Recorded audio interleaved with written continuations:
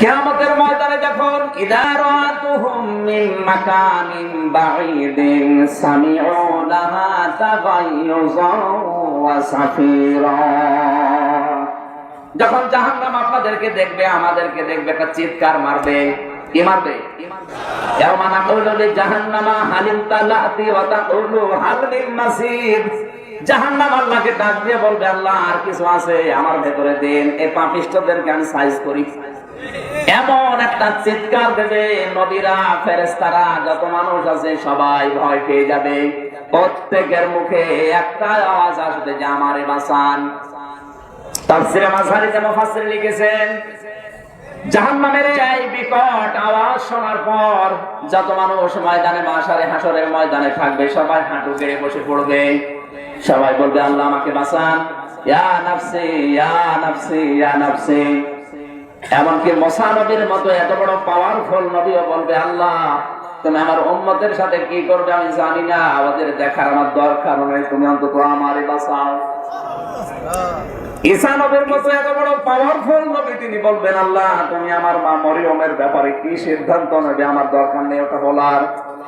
ওনার ব্যাপারে আমি কোনো প্রার্থনা তোমার কাছে করি না, কিন্তু আমার প্রার্থনা এই যে তুমি আমারে অন্তত বাঁচাও।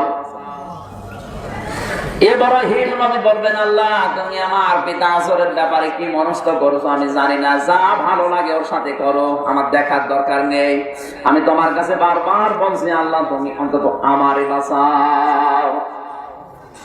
প্রত্যেকে যখন এমন আওয়াজ দিচ্ছে, হঠাৎ করে একটা আওয়াজ ভেসে আনবে, রব্বি হাবলি ইয়া উম্মতি। তিনি আর বলবেন না আল্লাহ তুমি আমাকে বাঁচাও, তিনি বলবে, আল্লাহ তুমি আমার উম্মতকে বাঁচাও।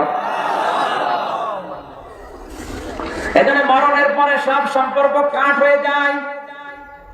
আর স্বপন ভাইয়ের সাথে আমার যে বন্ধুত্ব আছে, যে ভালোবাসা আছে, কতদিন থাকবে, যতদিন জীবন আছে, জীবন শেষ ওনার সাথে আমার কোনো সম্পর্ক নেই।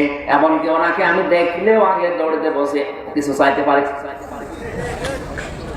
এই যে এটা আমার শালা বাবু, দুনিয়াতে ওর সাথে আমার সম্পর্ক আছে ওই পর্যন্ত, যতদিন আমার ভেতরে রূহ আছে, আমার জীবন আছে। জীবন বের হয়ে গেলে ওর সাথে আমার আর কোনো সম্পর্ক নেই। শুধু ওর সাথে না, আমার মা, কিয়ামতের ময়দানে ওনার কাছে যদি বলি মা একটা নেকি দে, আমি কিন্তু নাজাত পেয়ে যাব।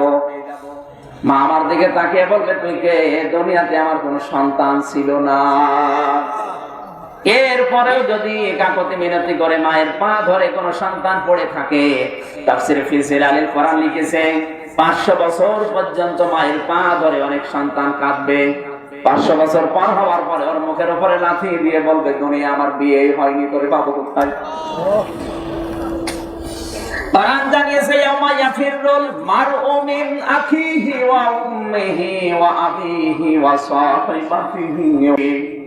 সেদিন সর্বপ্রথম তোমার থেকে পালাবে তোমার ভাই, তোমার মা, তোমার বাবা, তোমার স্ত্রী, সন্তান, বন্ধু, দুনিয়ার নেতা নেত্রী যাই বলেন। এখানে 7 জনের সিরিয়াল আছে। কালীগঞ্জবাসী বিবেক খাটান, বুদ্ধি খাটান, মাথা ঠান্ডা করেন। কিয়ামতের ওই কঠিন ময়দানে শুধু একজনের সাথে আপনার সম্পর্ক রাখতে তিনি চাইবেন, তিনি হচ্ছেন আমাদের নবী। তাছাড়া অন্য কোন নবী, রাসূল, ফেরেশতা, এমনকি নিজের ভাই, মা, বাবা, স্ত্রী, সন্তান, বন্ধু, এরা বলবে না আমি ওর কেউ না, ওরে চিনিও না। এতটুকু আল্লাহ শেষ করেননি। প্রতিটি মানুষ তাকে আমার আল্লাহ এমন টেনশনে ফেলবেন, অন্যের কথা তার আর মনেই থাকবে না।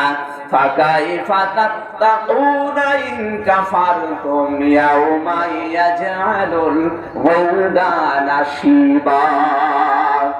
এমন সালসালা অবস্থা আমি আল্লাহ পয়দা করব, কিয়ামতের ময়দানে এই কঠিন দৃশ্য দেখে যুবক মানুষ বিদ্ধ হয়ে যাবে। গাজীপুরবাসী একটা যুবক মানুষ বুড়ো হয়, কি দেখলে টের পাচ্ছেন আপনি? আজকের মাহফিলের সেক্রেটারি দাড়ি পেকে গেছে, এমনি না, 60, 70, 80 বছর বয়সে দুনিয়ার বিভিন্ন কত কিছু পার করে এখন দাড়ি পেকে গেছে, আমার তো পাকে না। কেমন একটা দৃশ্য আল্লাহ তৈরি করবে যে সেকেন্ডে আপনার দাড়ি পেকে সাদা হয়ে যাবে।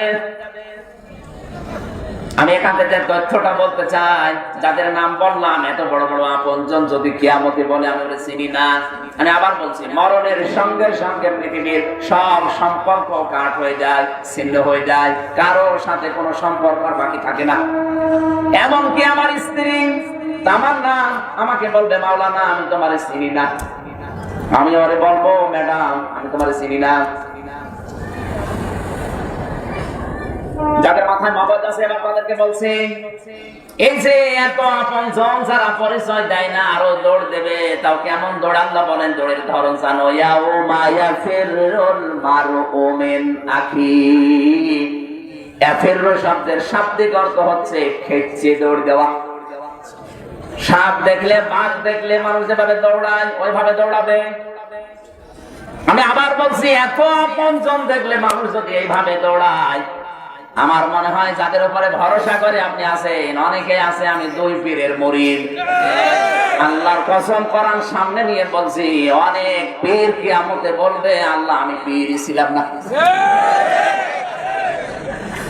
যেখানে মা পরিচয় দিচ্ছে না সেখানে পীর সাহেব বলবে আল্লাহ ও ধান্দায় এসেছে আমি পীর ছিলাম না, এমনি আমি সাধারণ মানুষ। আপনি ধান্দায় আছেন ও বলবে আমি পীর ছিলাম না, মুরিদ পাবো কোথায়? এরপরেও যদি কেউ না বোঝার ভান করে থাকেন আমার মনে হয় আপনার বিবেকের উপরে কুকুরের প্রসাব করিস। অবশ্য ঠিক। হঠাৎ আওয়াজ বেশি আনবে তিনি কিন্তু বলবেন না আল্লাহ তুমি আমার উম্মতের ভেতরে রাবিয়া বসরিকে বাঁচাও, আমার উম্মতের ভেতরে আবু বকরকে বাঁচাও। আল্লাহর নবী বলবেন আল্লাহ তুমি আমার উম্মতকে আমার চাদরের ভেতরে কোষের ভেতরে দিয়ে দাও। আমার ভাইরা বিশ্বনবীর আদেশ শোনার পরে মহান আল্লাহ ডাক দিয়ে বলবেন ওয়ালা সাউফা ইউতিকা রাব্বুকা ফাতারদা। হে নবী আপনাকে আমি অতি শীঘ্রই এমন কিছু দেব যাতে আপনি আনন্দ খুশি না হয়ে পারবেন না।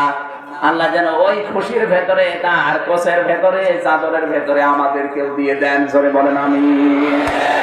নবী কাদের? গর্ব নিয়ে বলেন নবী কাদের? কোন হিন্দু বলতে পারে নবী আমাদের?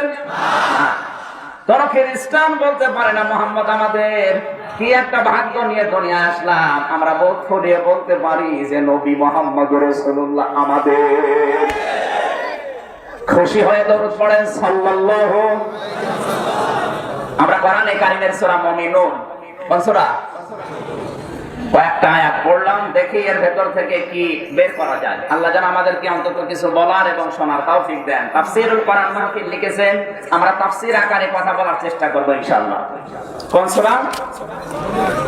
কোরআনে কারীমের 23 নম্বর সূরা। এটা মক্কায় নাযিল হয়েছে। 118টা আয়াত আছে, 6টা রুকু আছে। আমরা প্রথম নাম্বার রুকুর মাত্র আয়াত পড়েছি 5টা।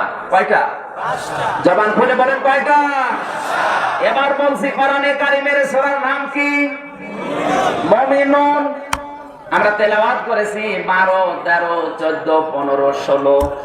এই 5 আয়াতের ভেতরে আমার যে আয়াত আছে আমার তো মনে হয় 1-1.5 ঘন্টা না, কিয়ামত পর্যন্ত যদি আলোচনা করা হয় কিয়ামত এসে যাবে, তাও এই আয়াতের কথা শেষ করা যাবে না।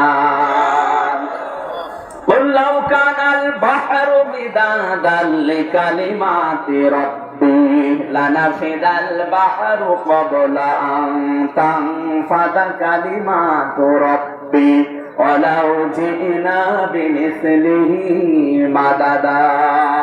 বলেন আল্লাহু আকবার। আমি প্রতিটি কথা থেকে তথ্য বের করব আর আপনি ওটা আয়ত্ত করবেন, হয় লিখে নেবেন, মোবাইলে তুলবেন অথবা মেধার ভেতরে লিখে দেবেন, কাজে লাগবে আপনার। আমার আজকের আলোচনার বিষয় রবের পরিচয়। কি বললাম? বলেন বলেন। আগামী বছর যদি আসি জিজ্ঞাসা করি আপনি কিন্তু বলা লাগবে যে আগামী বছর আলোচনা হয়েছে রবের পরিচয়। আপনাকে জিজ্ঞাসা করছে আপনি বলেন, যেন বলতে পারেন এইরকম মন নিয়ে শোনেন।